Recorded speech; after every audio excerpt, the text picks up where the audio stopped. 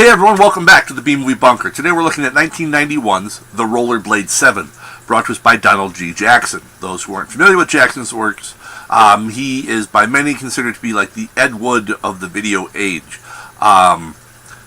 This movie, so we have the story of Hawk, who is sent to rescue a damsel in distress, this psychic woman who is stolen, and he has to go save her.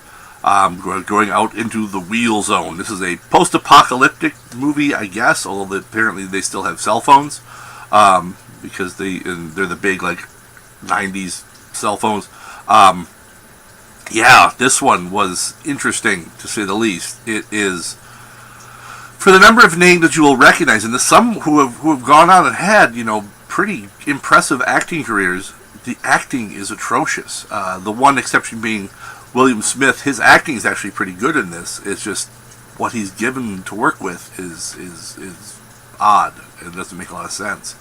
But I mean, you've got William Smith, you've got Don Stroud, you've got I'm forgetting people now, but other people you have Karen Black, and then you have other names that are familiar if you watch B movies like Rhonda Shear, Frank Stallone, the always present Joe Estevez.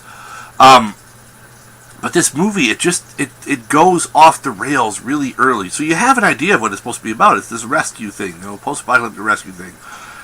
But it turns into a lot of walking, and eventually skating, because it is the Rollerblade 7. Although at times it's confusing as to who's who in the movie, because people just show up and disappear, and they're in scenes and then are gone all of a sudden, and there's fights that just happen and then stop, and you don't even know why they happened or why they stopped, and there's so much going on that just doesn't make sense. They were obviously going for some kind of art house type action movie, and it just doesn't quite work.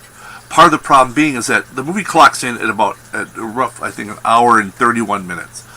Problem behind that is that they had maybe 35 to 40 minutes of footage, and the rest is filler. And I'm not saying filler like just the endless scenes of Hawk walking around or looking at the sun, which is filler already in the 40 minutes. No, they have filler by showing repeats of the same scenes over and over again. So like when Hawk makes some dramatic pose or flips a knife before combat, they'll repeat that scene over and over and over again 4, 5, 6, 7 times, and it just over and over, these repetitions of these shots. I don't know if they were trying to do like when they had like some of the things with some of the Jean-Claude Van Damme movies where he does this like slow-mo kick and then they repeat it, but I don't know what they were trying to do. It doesn't work. Which is a shame, because I like the post-apocalyptic movies. I like other films that Donald Jackson's done, but this is probably one of his worst works, I would say. And I know there are some who say, well, you just didn't get it. I got it. I got what they were trying to do, but it just doesn't work. The music at times is overbearing, although at times it does fit, but it's overbearing in many, many instances. And there's the thing with the music, too, is obviously the audio in this movie is terrible. There's either music or there's dialogue. There's never sound from the film and music at the same time. It's always one or the other, because they obviously couldn't figure out how to overlay audio tracks. And as I said, the acting is pretty bad, pretty darn bad. The costume design ranges from interesting to is that a cardboard axe? Did you just spray paint a car mat silver to be a piece of armor? Interesting choices that were made throughout the movie that I just don't quite understand. It's like a scale of 1 to 10.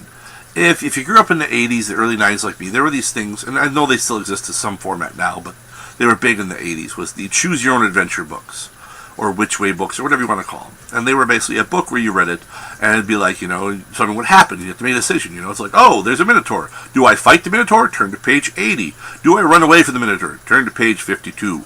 And then you would find out what happens, and you sort of would go on from there. Sometimes it would end, sometimes it would continue, depending on what decisions you made. This movie feels like they took about a dozen of those and tore the pages out, put them in a pile and shuffled them up, and then just went with that, because there are scenes that make absolutely no sense. The transition between scenes at times, it goes from, it's like, we've gone from, most things just point A, point B, point C, you have this logical continuation of the story. This is like, here's point A. Hawk is hired to go rescue this woman. Then we go to point B. Now we're at point E. Then over to point L, and and then back to point C, and now we're to point Q, and then over to point H, and it's all over the place. It doesn't make any sense. It's like there's multiple stories going on, but nobody knows what any of the stories are trying to tell. So, I don't know what to make of this. It's really just kind of a train wreck of a film, in my opinion. But there are people out there who defend this one, and I'm baffled by it. I'm baffled by what they see out of it. And I'm not talking about the people who just think that this one is so bad that it's funny to watch, that it's entertainment just based on how terrible it is. I mean, people who seem to think this is a well-done and well-edited, well-shot movie. I mean, the directing is terrible, the editing is terrible, the lighting is bad, the sound is awful.